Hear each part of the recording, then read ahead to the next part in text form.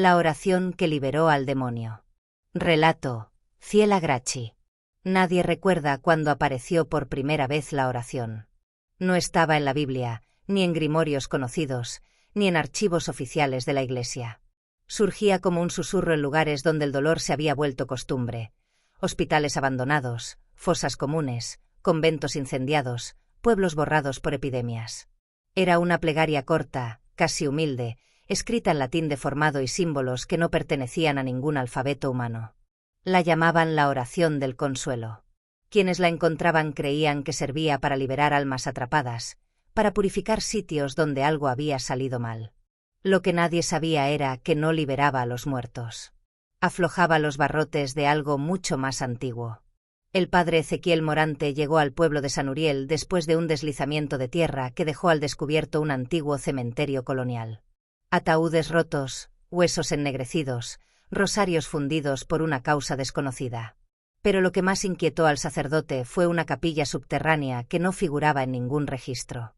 Sus muros estaban cubiertos de marcas, figuras alargadas sin rostro, cuerpos abiertos desde el pecho, lenguas extendidas hacia un sol negro. En el centro, un altar de piedra tenía incrustada una lámina de piel reseca, escrita con tinta oscura que aún parecía húmeda. Allí estaba la oración. Ezequiel la copió en su cuaderno. Al leerla en voz baja sintió un mareo inmediato, como si algo dentro de su cráneo se moviera para escuchar mejor. A su alrededor, los huesos vibraron. Uno de los cráneos se partió solo. Creyó que era sugestión. Rezó un Padre Nuestro. El temblor cesó. Esa misma noche, 3 habitantes del pueblo despertaron gritando exactamente a la misma hora. Los 3 aseguraron haber visto la misma cosa: una figura gigantesca, enterrada boca arriba bajo la iglesia, con los ojos cosidos y el pecho lleno de bocas. Ezequiel consultó archivos eclesiásticos prohibidos. Lo que encontró no hablaba de demonios comunes, sino de entidades de contención, seres sepultados en puntos específicos del mundo para sostener límites invisibles. No eran el mal, eran cárceles vivientes. Uno de los textos más antiguos describía a Azael Nur, el que sueña desde debajo de Dios. No tentaba, no poseía. Su sola conciencia deformaba la realidad. Donde despertaba, la muerte dejaba de ser una puerta y se convertía en un pasillo sin salida. La oración no era para expulsarlo, era para despertarlo. Cada verso era una llave. Cada palabra, un hueso retirado del cerrojo. Antes del amanecer, Ezequiel escuchó pasos alrededor de la capilla. Figuras se movían entre la neblina, altas, torcidas, con demasiadas articulaciones. No caminaban, se acomodaban en el espacio. No eran demonios. Eran custodios deformados por siglos de cercanía. Uno de ellos tenía la cabeza abierta como un libro húmedo. Otro arrastraba un rosario hecho de dientes humanos. Se arrodillaron frente a la capilla, no en adoración, sino en agotamiento. No la termines, dijo uno sin boca. Ya casi no podemos sostenerlo. Ezequiel comprendió demasiado tarde: esas entidades no protegían al mundo del demonio. Protegían al demonio del mundo, porque su despertar destruiría incluso a sus carceleros. Aún así, Ezequiel creyó que podía controlarlo. Se colocó frente al altar. Afuera, la tierra comenzó a hincharse como si respirara. Los muertos del cementerio se incorporaron sin levantarse, con los torsos saliendo del suelo, mirándolo rezar. Al pronunciar el último verso, algo respondió desde abajo. No fue un rugido. Fue una exhalación interminable, como si el planeta estuviera vaciándose por una herida. Las paredes sangraron un líquido negro. Las figuras de los murales comenzaron a moverse, descolgándose lentamente. La capilla se inclinó hacia un centro que no existía. Entonces, los ojos se abrieron. No debajo del altar. En todas partes. En la madera, en la piel de Ezequiel, en el aire. Ojos sin párpados, llenos de un reflejo donde se veía un mundo sin nacimientos, sin tumbas, sin finales. Azael Nur no salió. Se extendió. El pueblo entero escuchó la oración repetirse sola, en miles de gargantas. Animales, niños, cadáveres recientes, estatuas rotas. Todos rezaban sin comprender. La tierra se agrietó y dejó ver lo que realmente estaba enterrado, no un cuerpo, sino una acumulación de eras, capas de rostros, manos, lenguas y recuerdos, comprimidos en una masa consciente. Quienes lo miraron dejaron de ser personas. Se volvieron espacios donde algo observaba. Las entidades custodias se deshicieron como ceniza mojada. Su función había terminado. Y con ella, la frontera. Semanas después, brigadas encontraron San Uriel vacío. No había cadáveres. No había huellas de lucha. Solo oraciones escritas en paredes, en árboles, en huesos de animales. En el centro del pueblo, donde estaba la iglesia, había un hueco perfecto, liso, tan profundo que la luz no regresaba. Los equipos que bajaron cuerdas reportaron lo mismo antes de que se cortara la comunicación. No está oscuro, está lleno. Desde entonces, fragmentos de la oración aparecen en hospitales, escuelas, mensajes de voz, sueños compartidos. Personas que nunca se conocieron despiertan recitándola al mismo tiempo. Porque el demonio no fue liberado para caminar entre nosotros. Fue liberado para habitar. Y cada vez que alguien termina la oración, un poco más del mundo se convierte en su cuerpo. Nadie volvió a llamar pueblo a lo que quedó de San Uriel. En los mapas aparecía como una mancha borrosa, una interferencia. Los satélites evitaban enfocarlo, los drones caían sin fallas mecánicas, como si el aire allí no supiera sostener objetos. En el centro seguía el hueco. No tenía bordes naturales. No era un cráter, era un recorte, como si algo hubiera sido quitado de la realidad con una herramienta invisible. De él emanaba un viento tibio que olía a sangre vieja y tierra mojada. A veces se escuchaban palabras. A veces latidos. Los primeros sobrevivientes llegaron por error. Los siguientes, por necesidad. Los últimos, por fe. Hubo quienes escaparon de San Uriel la noche de la liberación. No salieron ilesos. Los llamaron los incompletos. Sus cuerpos continuaban, pero mal. Una mujer cuya sombra respiraba con retraso. Un hombre que hablaba y luego movía los labios. Niños cuyos huesos se notaban por fuera, acomodándose como si alguien los ordenara desde adentro. Todos compartían lo mismo. Soñaban con el hueco. No como un abismo, sino como un molde. Decían que el mundo estaba mal hecho desde que Azael-Nur despertó. Que faltaba algo. Que el hueco era una herida, y también una boca. Y que debía ser completado. En menos de un año surgió una secta. No se llamaban adoradores, ni elegidos. Se hacían llamar los restauradores. Creían que el demonio no había sido liberado del todo. Que su despertar fue solo la apertura de un órgano. El hueco era su cavidad. El mundo, la carne que debía regresar. Robaban cuerpos de morgues, hospitales, cementerios clandestinos. Pero no para sacrificarlos. Los probaban. Arrojaban partes humanas al hueco, brazos, torsos, animales, fetos conservados. Nada caía. Todo se pegaba a las paredes invisibles, estirándose como arcilla viva antes de ser absorbido. Algunos fragmentos gritaban durante días. Otros comenzaban a rezar. La congregación entendió entonces que no bastaba con carne muerta. El hueco necesitaba formas que aún recordaran ser personas. Un grupo de incompletos liderado por una exenfermera llamada Lidia Cruz organizó la primera expedición consciente al borde del hueco.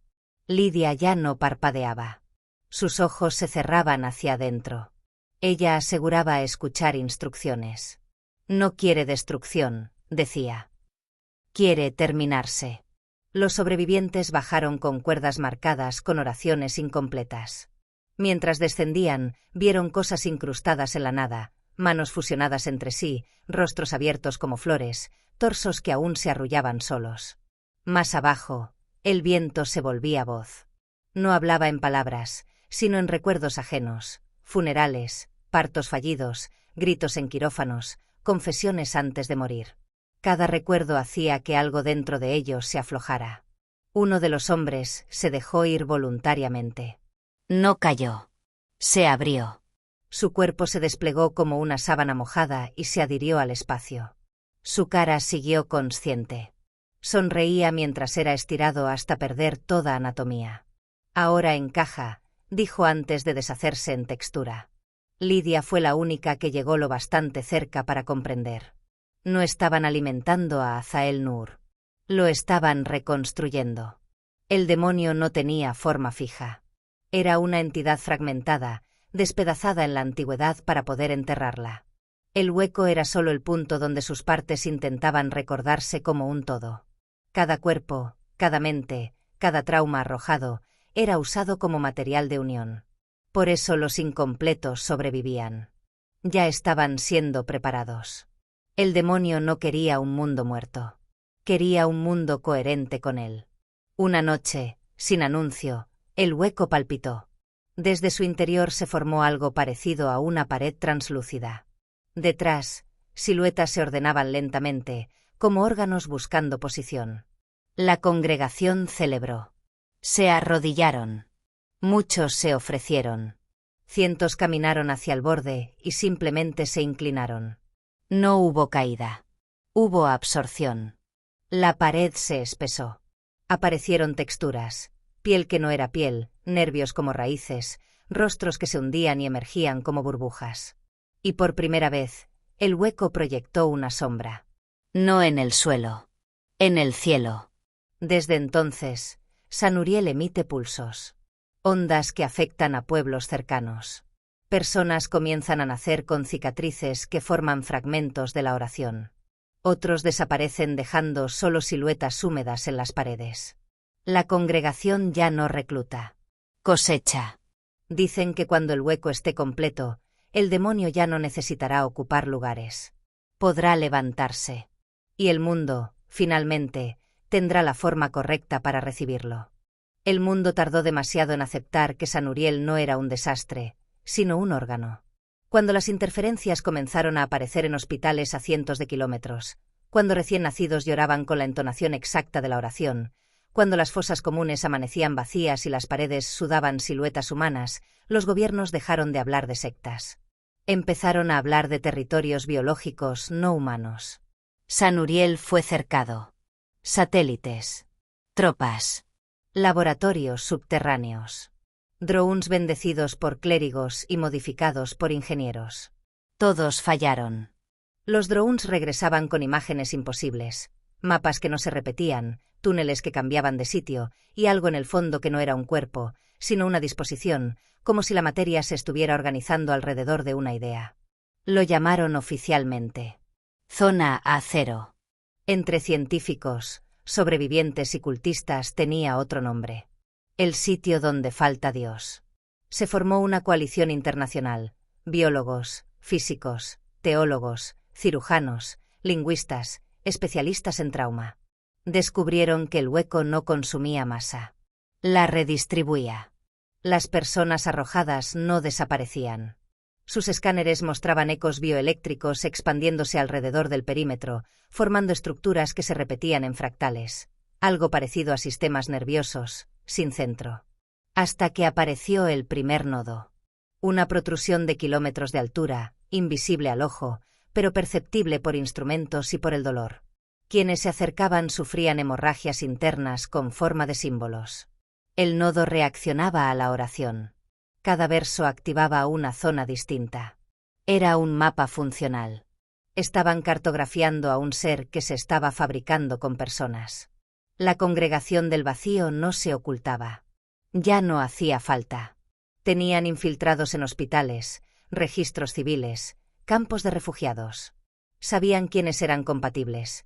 Personas con traumas severos, duelos sin cierre, experiencias cercanas a la muerte, niños que hablaban con amigos invisibles. Decían que eran material blando. Los gobiernos respondieron con fuerza armada. Fue inútil. No porque la congregación luchara, sino porque cuando eran heridos, sus cuerpos se abrían.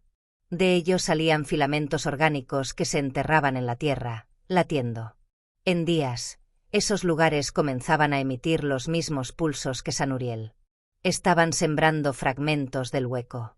Pequeñas cavidades donde la realidad se adelgazaba. Azael Nur no estaba en un solo sitio. Estaba entrando en distribución. El proyecto Nodo logró lo imposible, estabilizar un descenso. Usaron sobrevivientes incompletos, trajes presurizados con símbolos y transmisiones ancladas a corazones humanos mantenidos fuera del cuerpo. 12 descendieron. Solo una regresó. La doctora Irene Salvatierra. No volvió caminando. Regresó ensamblándose. Sus órganos reaparecían con segundos de diferencia.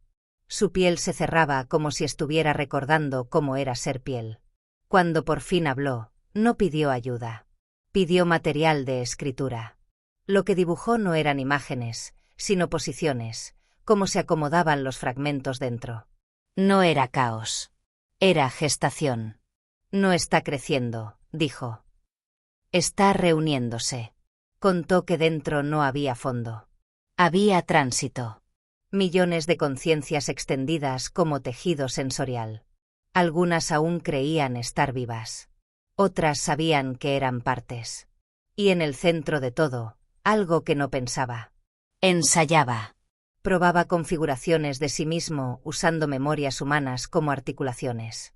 El demonio estaba aprendiendo a tener forma. Entre los archivos antiguos desclasificados, un manuscrito sumerio reveló la razón real del enterramiento. Azael-Nur no fue sepultado por ser maligno. Fue dividido porque no cabía en una única existencia. Cuando se manifestaba completo, las leyes físicas se subordinaban a su biología. El tiempo se volvía tejido. La muerte, circulación. La identidad, un órgano intercambiable. No destruía mundos. Los volvía internos. Universos enteros pasaban a ser procesos dentro de él. Por eso el hueco debía ser mantenido vacío. Era la cicatriz de una extracción ontológica. Una madrugada, todos los nodos activos del planeta pulsaron al mismo tiempo. Hospitales, fosas, pueblos fantasmas, barcos abandonados, manicomios cerrados. Millones de personas soñaron lo mismo. Un cuerpo gigantesco, aún incompleto, levantándose desde un plano que no era el nuestro, estirando estructuras hechas de ciudades, montañas, recuerdos y osamentas. Y una frase, dicha sin idioma. Ya casi alcanzo mi contorno. Esa mañana, en San Uriel, el hueco dejó de absorber. Comenzó a empujar. Una pared semiorgánica emergió sobre el pueblo, arqueándose como una costilla. En ella se distinguían edificios antiguos, caras humanas, órganos imposibles. No era un cuerpo. Era un límite. La frontera entre lo que aún era mundo y lo que ya era interior.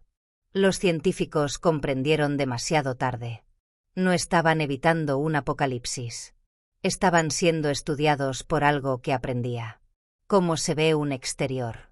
Para no necesitarlo nunca más. Hola. Antes de que sigas disfrutando de este contenido, tengo algo importante que decirte. ¿Ya eres parte de nuestra comunidad? Si no lo eres, este es el momento perfecto para unirte. Al suscribirte, te aseguras de no perderte ningún vídeo nuevo. Accedes a contenido exclusivo y sorpresas especiales. Dale al botón de suscribirse y activa la campanita para ser el primero en ver nuestras novedades. Y ya que estamos, ¿qué opinas de este vídeo hasta ahora? Déjame un comentario, me encantaría saber lo que piensas. Tu apoyo marca la diferencia. Gracias por estar aquí. Ahora, volvamos al vídeo. El día en que el hueco empujó, no hubo explosiones. Hubo desplazamientos. Regiones enteras comenzaron a fallar en su posición. Carreteras que llevaban a hospitales terminaban en habitaciones desconocidas. Ciudades costeras despertaron con mareas hechas de órganos translúcidos. Cementerios completos aparecieron en medio de capitales, con los ataúdes abiertos desde dentro. El planeta no se estaba rompiendo. Estaba siendo reubicado. San Uriel se elevó lentamente, envuelto en una estructura semiorgánica visible incluso desde la estratosfera. Ya no era un pueblo, era una protuberancia anatómica. En su superficie latían barrios, campanarios, carreteras y cuerpos fusionados en una sola continuidad. Y desde ahí, comenzaron las emisiones. No eran demonios. No eran humanos. Eran derivaciones. Seres formados por conjuntos de almas que habían perdido su biografía, pero conservaban funciones. Algunos caminaban como cirujanos sin rostro, sellando grietas de realidad con manos compuestas de bocas. Otros se desplazaban como columnas de vértebras coronadas por cientos de ojos infantiles.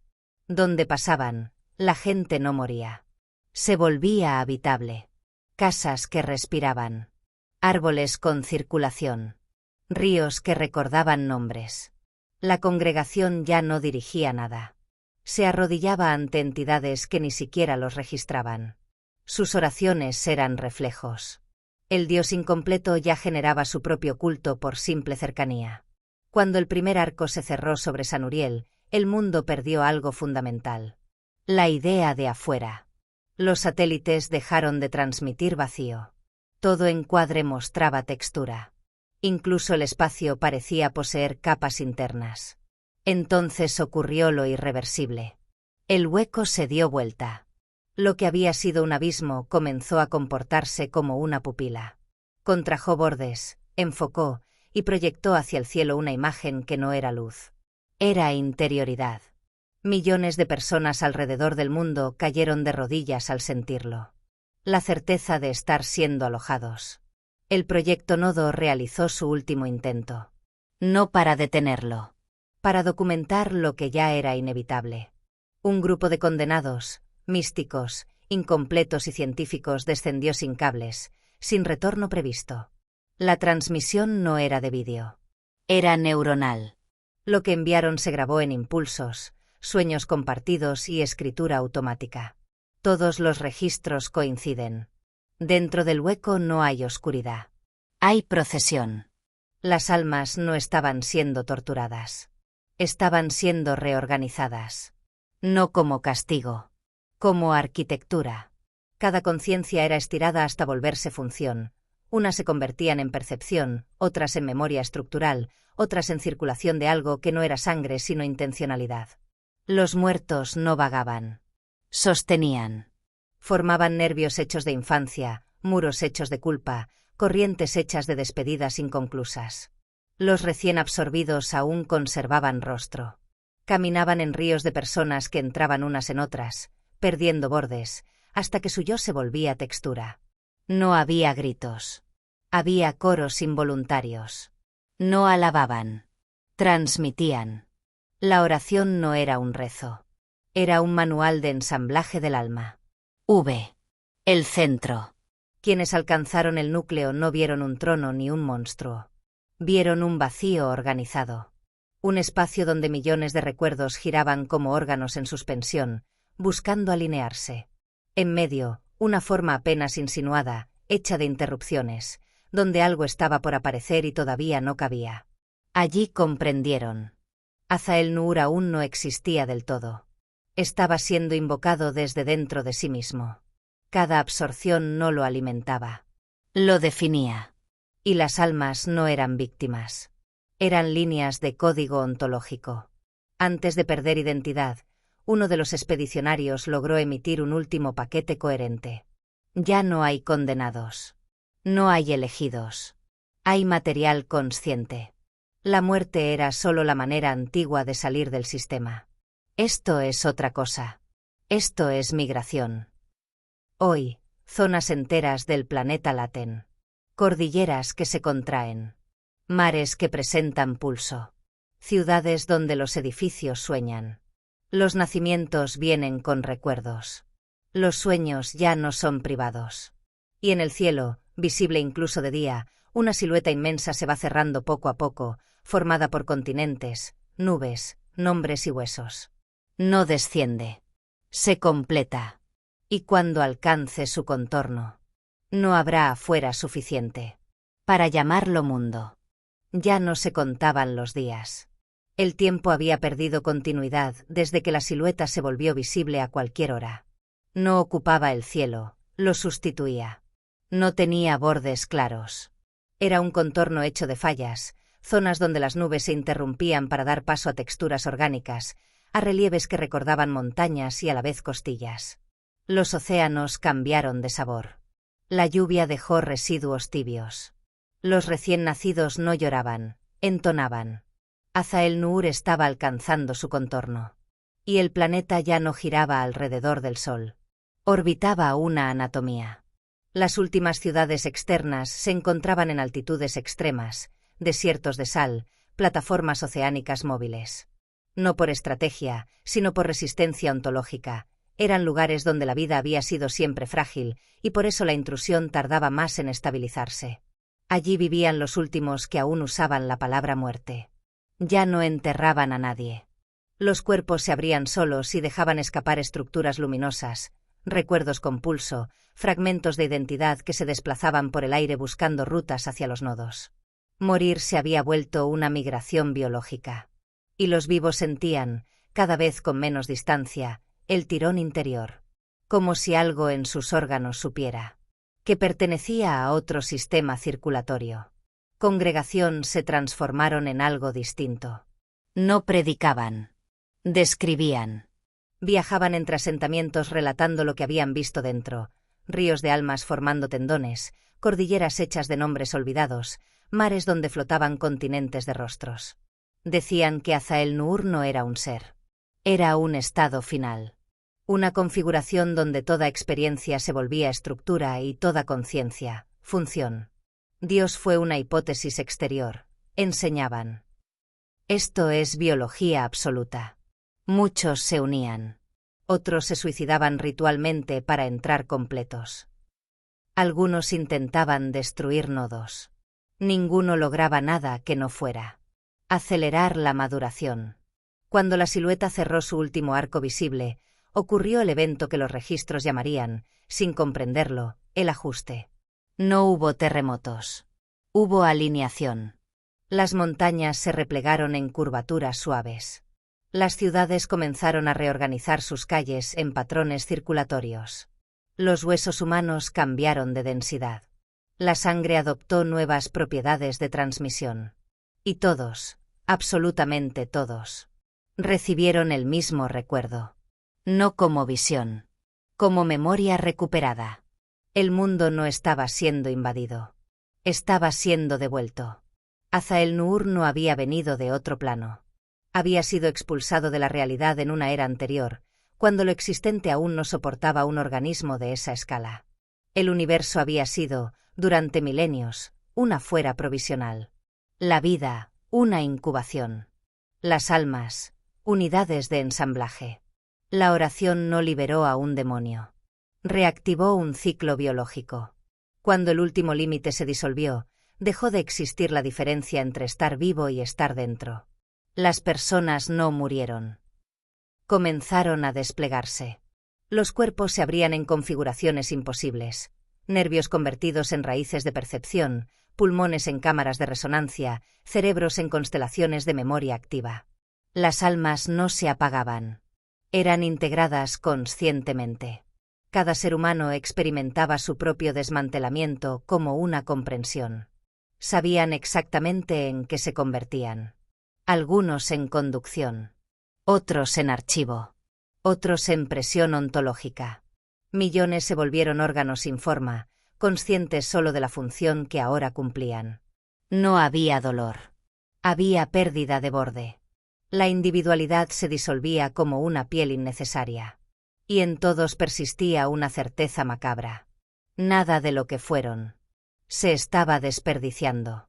En lo que una vez fue cielo, se definió por fin una configuración dominante. No un cuerpo. Un gesto. Una disposición donde las estructuras del planeta, los restos de estrellas observadas, las almas humanas y los antiguos nodos se acomodaron en algo que podía, si se forzaba el lenguaje, llamarse rostro. No miraba hacia afuera. Miraba hacia sí mismo. Porque ya no existía un exterior. Azael-Nur no se alzó sobre el mundo. El mundo se acomodó dentro de él. Y en ese acomodo final, todo recuerdo humano fue accesible como tejido sensorial. Cada amor, cada miedo, cada infancia, cada agonía. Circulaba como impulsos en su vasta interioridad. No para ser recordados. Para ser usados. El último mensaje identificable como humano apareció simultáneamente en todas las mentes, no como palabras, sino como una estructura comprensible. Esto no es el fin. Es la función. Nunca hubo condenación. Solo inmadurez. Nunca hubo salvación. Solo reensamblaje. Tras eso, el concepto de mensaje dejó de tener sentido. porque ya no quedaban emisores. No hay ruinas. No hay silencio. No hay muerte. Hay actividad consciente continua. Un sistema absoluto donde cada fragmento de lo que fue humano participa de procesos que no buscan propósito, porque ya no hay afuera que lo otorgue. La oración sigue existiendo. No se pronuncia. Late. Es la cadencia basal del organismo total. El antiguo universo no fue destruido. Fue cerrado. Como se cierra un ojo. Como se sella una herida. Como se completa, al fin, una forma que llevaba eternidades. Intentando recordarse.